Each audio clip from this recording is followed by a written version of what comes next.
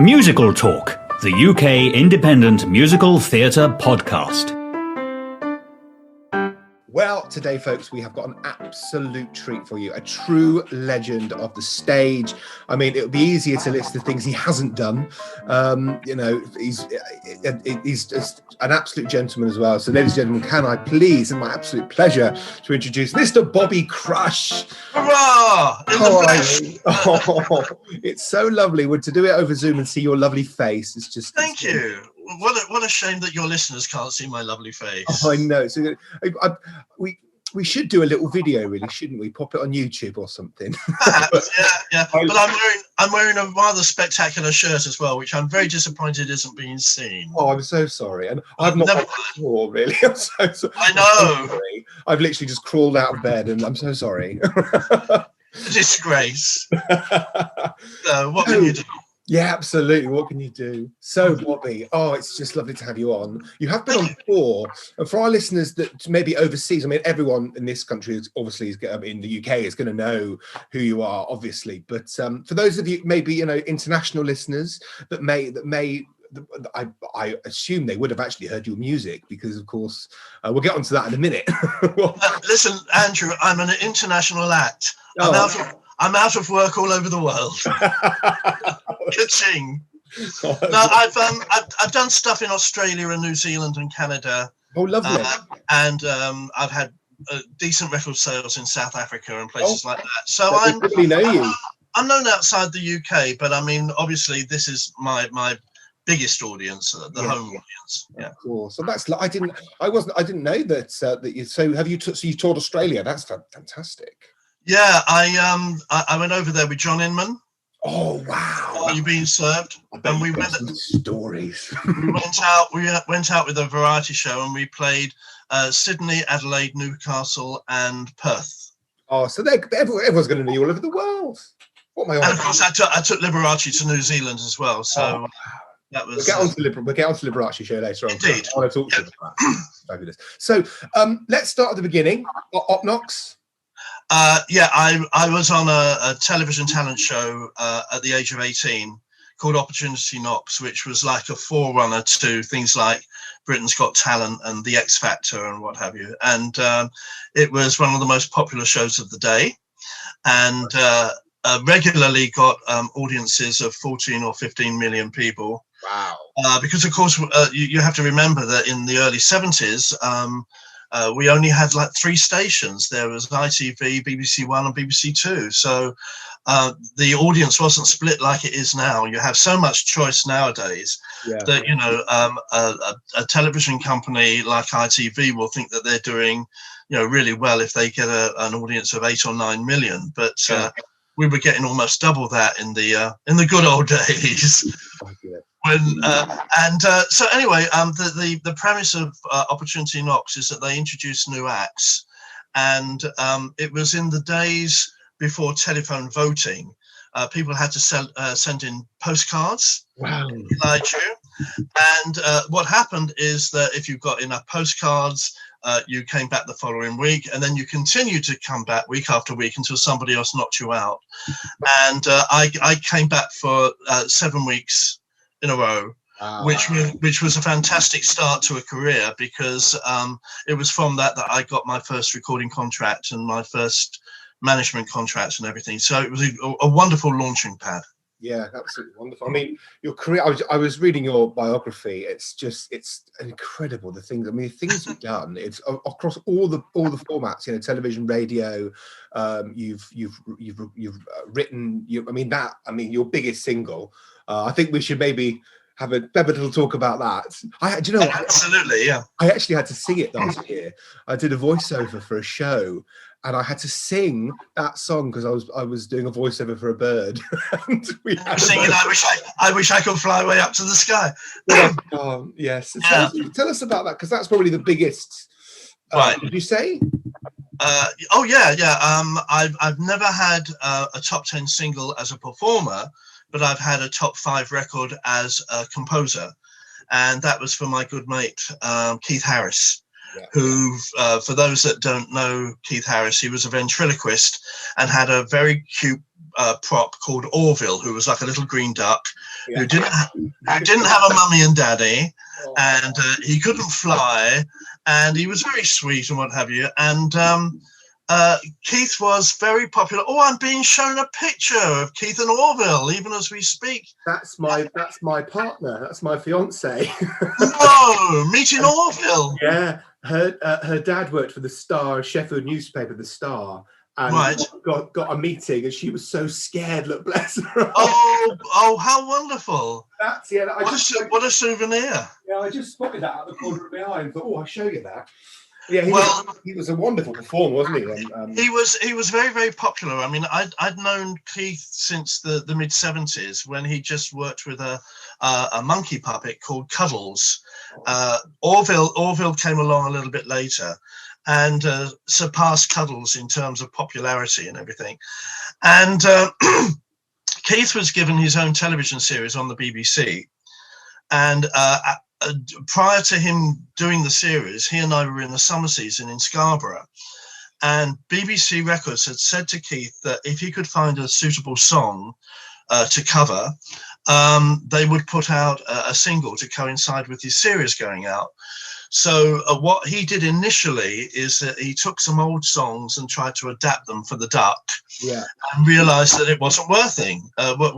So what he said was, I think I'm in need of an original song. And he came to me and he said, look, you write songs, don't you? And I said, well, I've written stuff for pantos and what have you in the past. I do it as a sort of sideline, but I don't really consider myself a composer. And he said, you'd be the ideal person to write something for Orville. He said, because we've worked together so often. He said, you know the act even better than I do. So you know the kind of things that he would say and the kind of things that he wouldn't say. He said, do you want to go and, just give it a crack? And I went away, and 4 days later, I came up with I Wish I Could Fly Way Up to the Sky. And I rang him up at his hotel, and I said, look, I've written this song. I said, and I just have a gut feeling about it. I said, I think I can hear it being played on the radio. I said, I think I can see this becoming quite popular.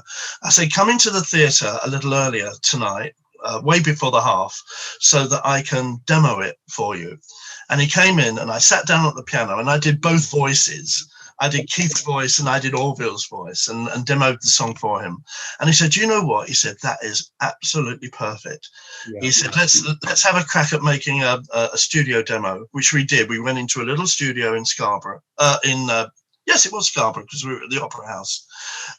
And we made this demo that we sent down to the people at BBC Records. They liked it as well. Yeah. It was subsequently recorded at Abbey Road Studios. Wow, the famous. In the same studio that the Beatles recorded Sgt. Pepper. Isn't that bizarre? Oh, that's Sgt. Pepper 1 minute, Orville the Duck the next.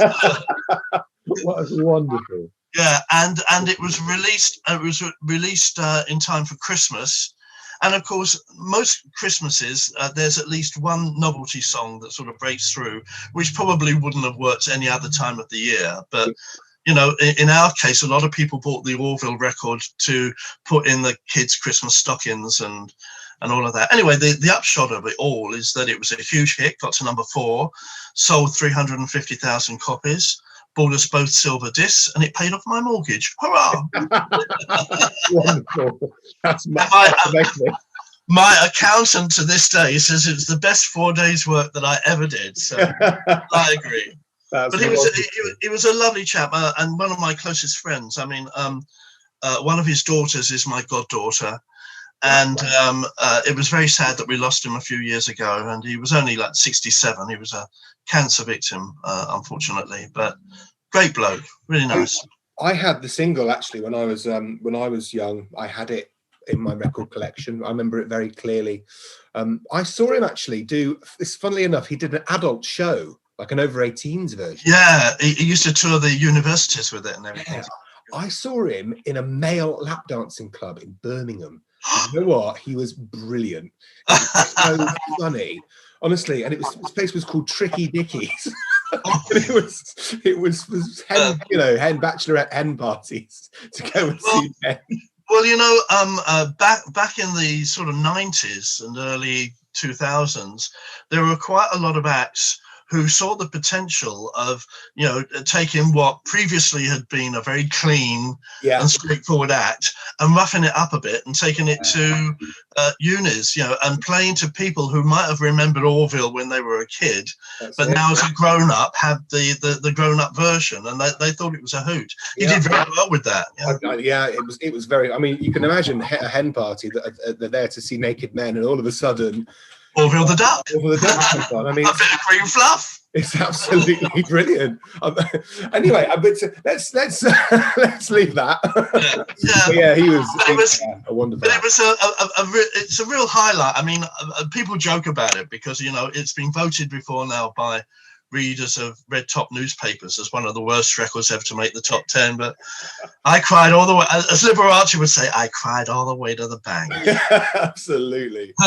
So I don't think we actually mentioned what your act was on Op Knox. I don't think we mentioned to the audience what it is that made you famous. Well, I'm basically a pianist. I mean, I'm most known for my piano playing. I've made 15 albums now as a pianist.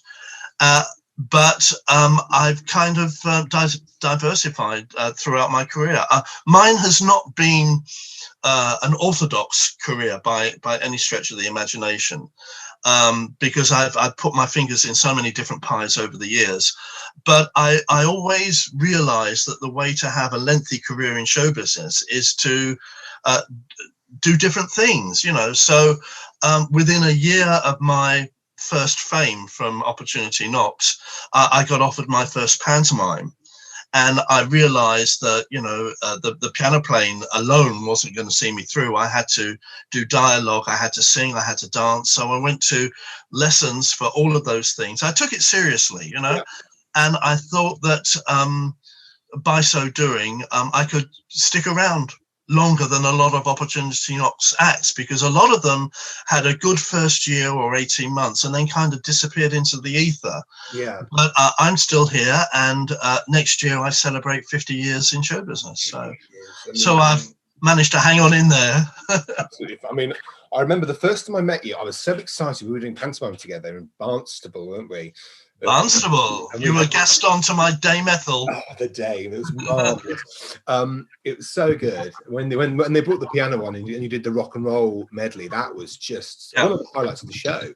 Absolutely fabulous. Oh, well, it was a fantastic panto. I mean, it was a lovely cast as well. We were a very happy bunch of revelers. That's not always the case. Sometimes you do a show and there are a few bad apples in the cast, and it's a bit of a trial. But Barnstable was fantastic, and the whole thing about the rock and roll medley that I do in panto is that people expect, well, the mums and dads and the grands and granddads know me for being a piano player. The kids don't have any idea of that history in my career, but they expect that there's certain elements of the audience that expect to see me play the piano, but at the same time you can't have it hold up the storyline for too long. So what we do is the piano's rolled on, we do a 3-minute medley, rock and roll, all the kids dance around the piano, it's a bit of fun, then the piano's rolled off, and then we carry on with the show, and that's how I've always approached the piano side of things when I'm doing pantomime. I mean, it brought the house down every performance. Well, I was always in the wings, and I just listened to the audience, and they would cheer and scream. It was wonderful. It's a big applause getter. So brilliant. And how many pantomimes have you done now? Is it somewhere in the mid-30s? I think, isn't it? It's 30. It's 35 this year. Wow. This year will be my 36th. Yeah, because of course when I first started doing panto, I was like 18, 19. So they'd always put me in juvenile leads. I'd be Aladdin or Prince Charming or Jack shinning up the beanstalk and all of that.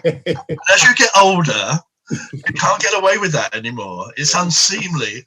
So I got to about 35, and I thought I've got to start changing tack here, because I'm not the young Jude anymore. So the alternatives as you get older is that you either play dad roles, which are traditionally underwritten. It's a cough and a spit. Or you go Fitzwarren type thing. Baron Hardup, all of that. I know. Or you go down the Dame route, and you get to wear the best frocks, you get to say the funniest lines, and you get the biggest cheer on the walk down. So What's not to love? So that's what I did. And this year, well, I played my first Dame in 2000, and I've been playing that role every year since. So this will be about my 20th Dame this year.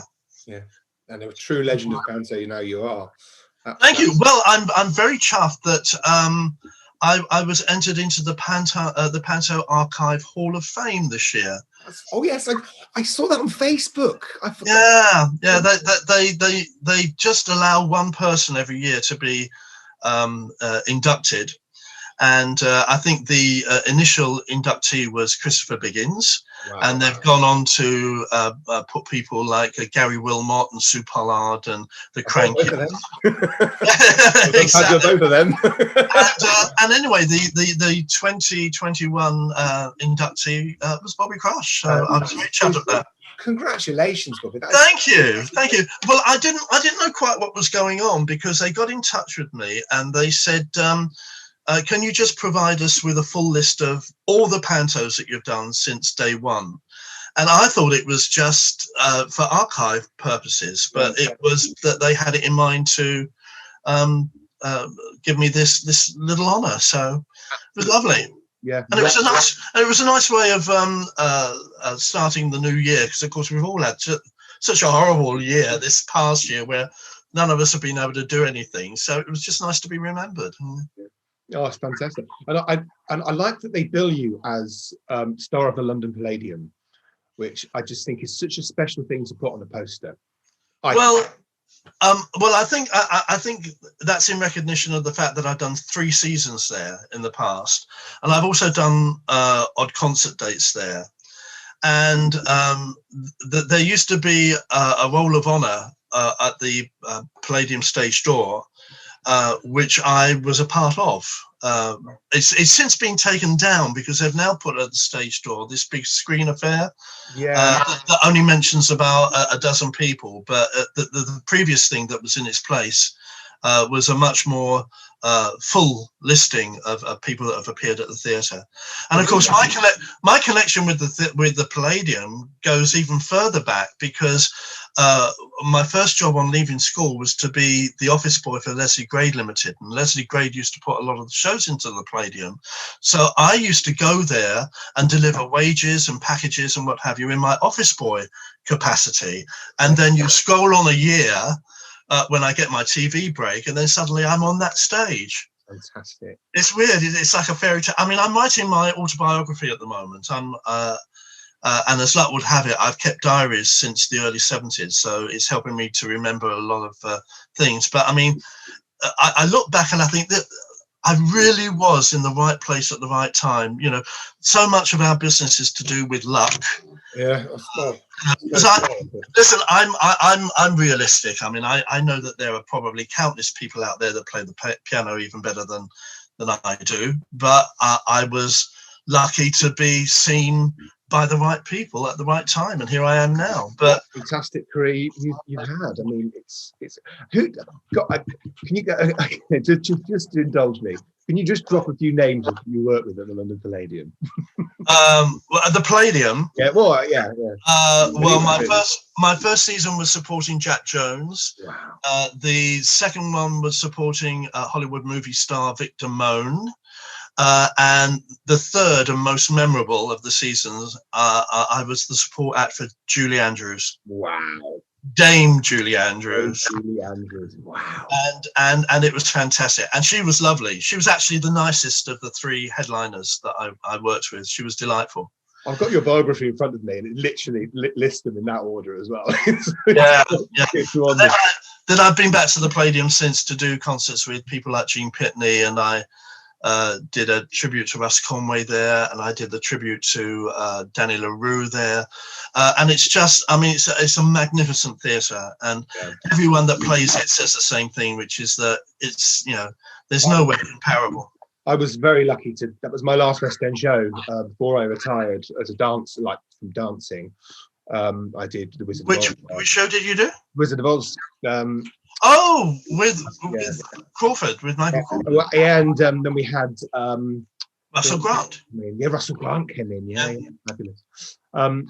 it was funny actually, because there's this big mirror there. It's been there since the 60s, and behind it we found a clipping of when Frank Sinatra played the Palladium, and it was just on the floor behind this mirror. And you just find this stuff lying around. It's fabulous. And you go out on that stage and you think, I'm standing in the same spot as Sinatra, Judy Garland, Sammy Davis, all the greats, Beatles, Marlene Dietrich. I mean, it's just phenomenal. So I suppose we should talk about musical theatre, because that's what the podcast is all about. Yes, I guess so. Yes, that would be relevant, wouldn't it? So what was your musical theatre debut? Right. Well, by the mid-'80s, I'd done quite a lot of pantomimes. And of course, panto envelops a lot of musical theatre traditions, singing, dancing, acting. And I made it known through various circles that if and when anyone thought to maybe offer me something in musical theatre, I would rather like to have a crack at it. Yeah. And right out of the blue, my agent gets a phone call saying, we've heard that Bobby Crush would quite like to do a musical role. We'd like to see him for the role of Frankenfurter in the UK tour of the Rocky Horror Show. And my agent at the time thought it was a gag. And she said, I really don't think so. She said, because, his image, he sells records to mums and dads, and he's got a very clean cut image. She said, and I know about the Rocky Horror Show. She said, I know what's involved. She said, but as his agent, she said, I'm obliged to run it by him. She said, but I'm telling you now, I think he'll probably say, no, it's not for me. So she rang me up and said, I've just had this ridiculous phone call, and she told me what it was all about. She said, but you won't want to do it, will you? I said, what? I said, if you're going to do something different, do something wildly different, something really unexpected, because at that point, just to see in print Bobby Crush as Frankenfurter, people are going to go, what the hell is this about? Yeah, going to put on seats. So I was seen by the people. I sang for them. I read for them, and they said, we think you'd be great. So I took the bull by the horns, and that's what I did. And I think a lot of people were expecting me to fall on my face. But having said that, I gleaned some fantastic reviews. And of course, it was from those reviews that I then started getting offered other musical theatre roles. Yeah. So that was my launching pad as a musical theatre. And what a launching pad. It's one of my favourite shows. And I'm working with a man at the moment who literally wrote the biography of the Rocky Horror Show. And I sent you the photograph. Yeah, there are some great pictures of me. Yeah. I mean, looking very different now to how I looked then, but I was very glam. Yeah. Oh, it's wonderful. Absolutely wonderful. What was the phrase you said? You wouldn't get me in that basque now. with a warm spoon. Even with a warm spoon. No. I was very thin there, but I'm afraid I've got a bit of a lockdown tummy now. So what can you do? I'm just going to worry about it after lockdown. Well, I'm not going to worry about it at all, because I think life's too short, and they have to accept me as I am, as or it's too bad. And we love you just the way you are, believe me. You love me just the way I am. So I'm looking at your biography. So Billy Flynn, Chicago, that's another big one. Yeah, I got offered Chicago.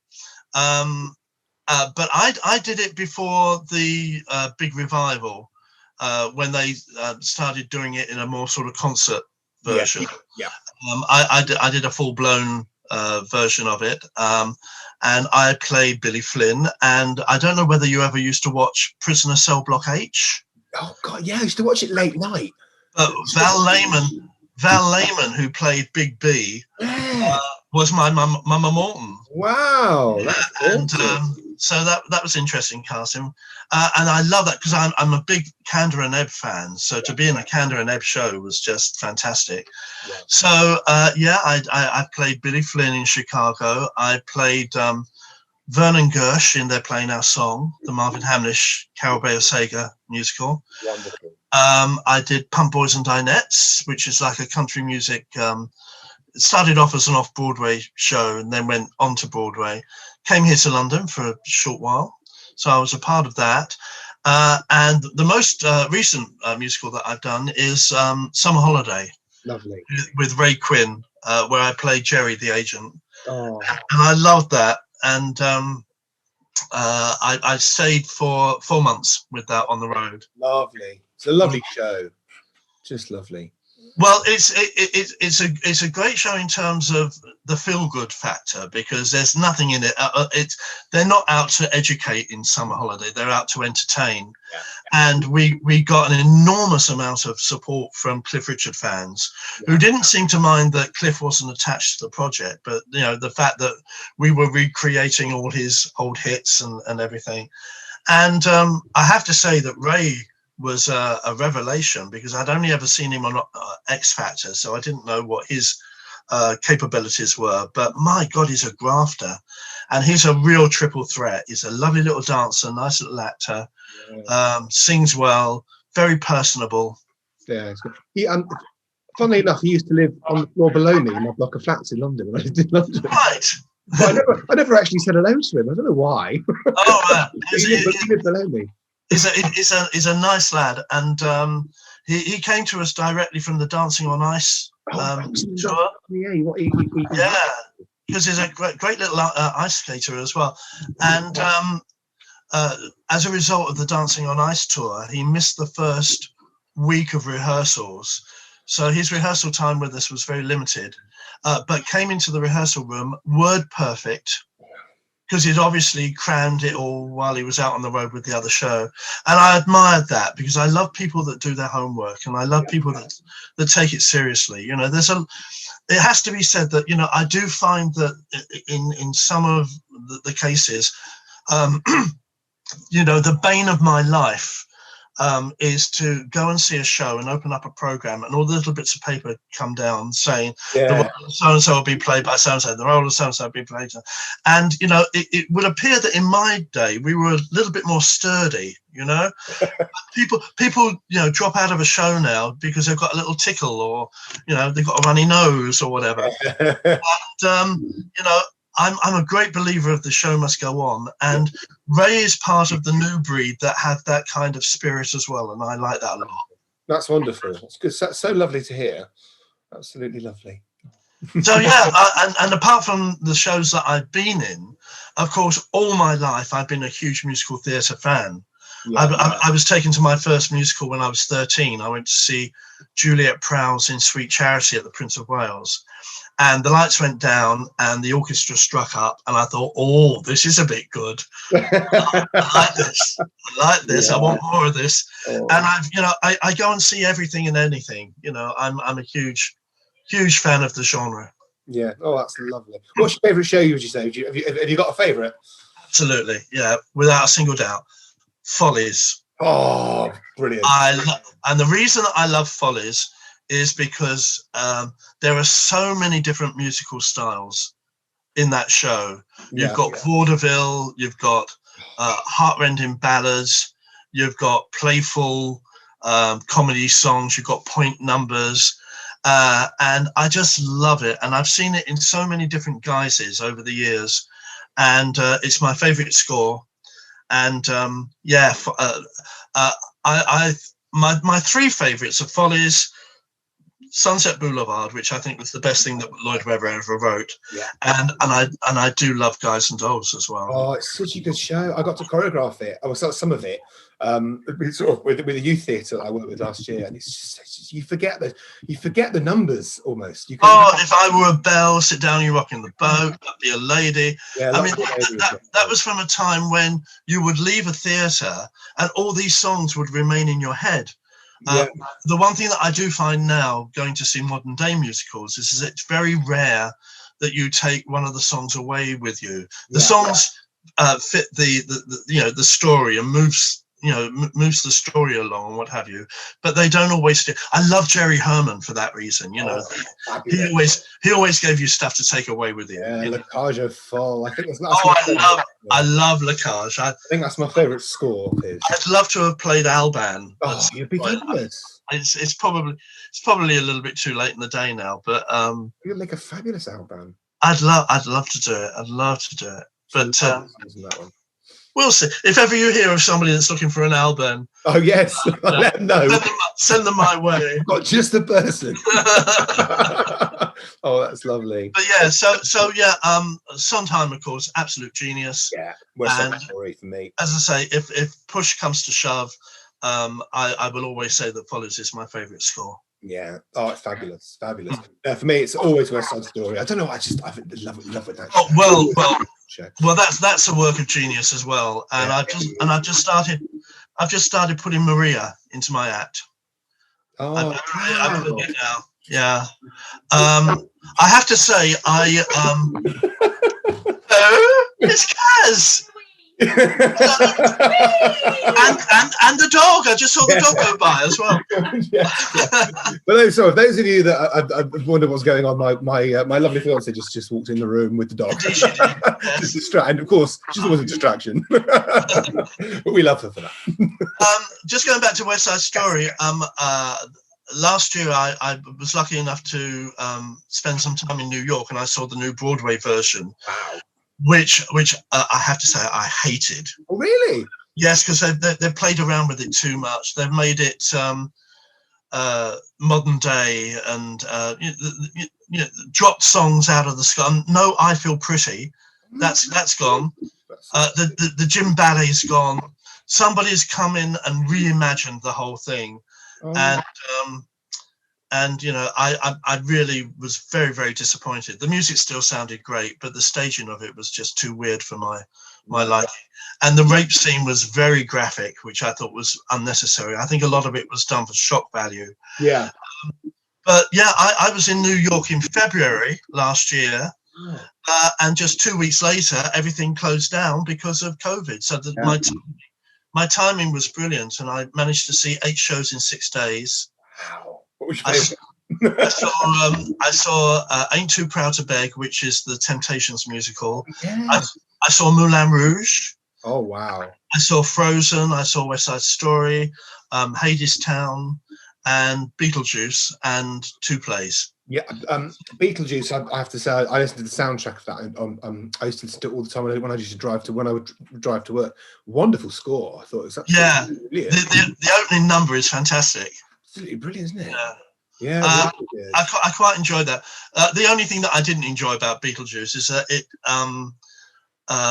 attracts a young audience who isn't necessarily used to going to the theatre, and there was a lot of like school parties there, and they're all screaming and shouting and talking over dialogue, and I find that really annoying. Yeah, I was doing a lot of shushing. Yeah, I remember I went to watch The Woman in Black, and it was when it was on the curriculum, on the school curriculum. So we went on like a Tuesday matinee, and it was just coachloads of school children. But do you know what? Because they were screaming so much, I've never been so scared in the theatre in my life.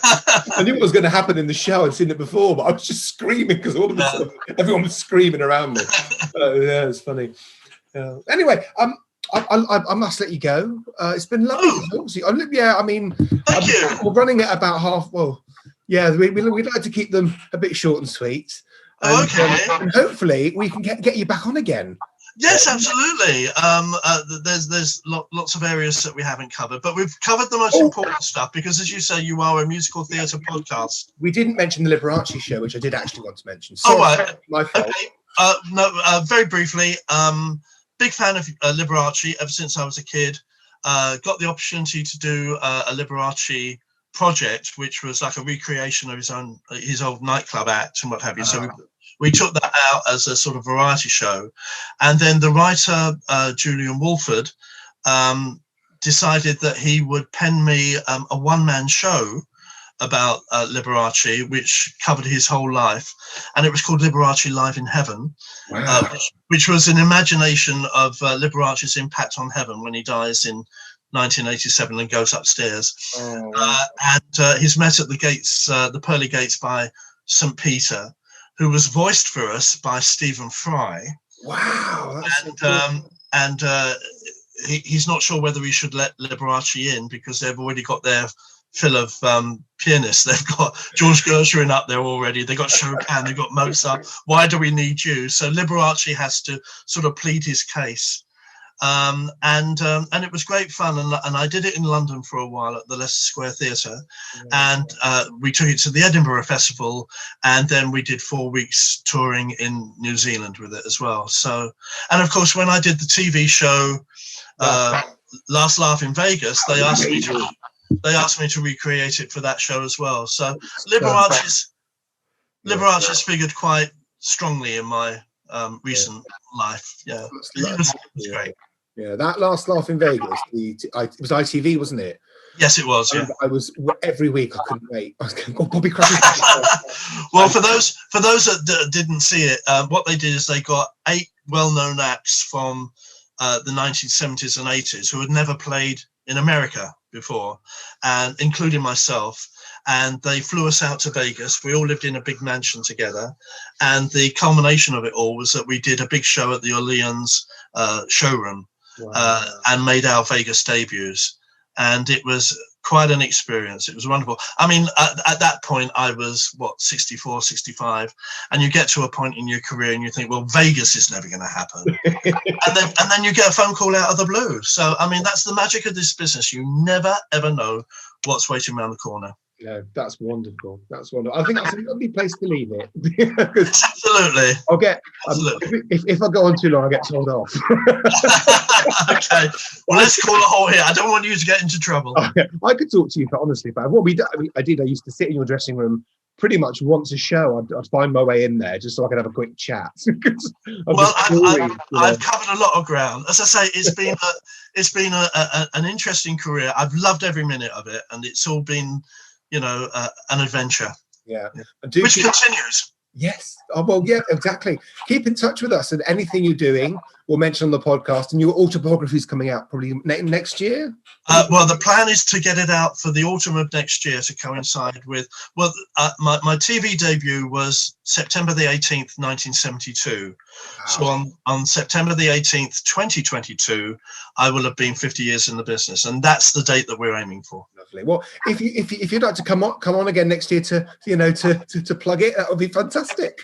Absolutely, I'll be opening lots of doors to plug a book, because I think maybe this will be the one and only book that I ever write. So I'll go on anyone's show. I'll be a media whore. I can't wait to read it, because honestly, the stories that you used to tell me, it's just wonderful. Well, it'll be very honest. I mean, there's no point in doing an autobiography unless you're going to tell all the bad bits as well as the good bits. It balances it all out. Oh, lovely. Yeah. Well, ladies and gentlemen, Bobby Crush. That was lovely. Thank you so much. You're welcome. For more information about Musical Talk, please visit our website at musicaltalk.co.uk. You can email us at feedback@musicaltalk.co.uk, listen to past episodes on iTunes and YouTube, and follow our social media channels on Facebook, Twitter, and Instagram.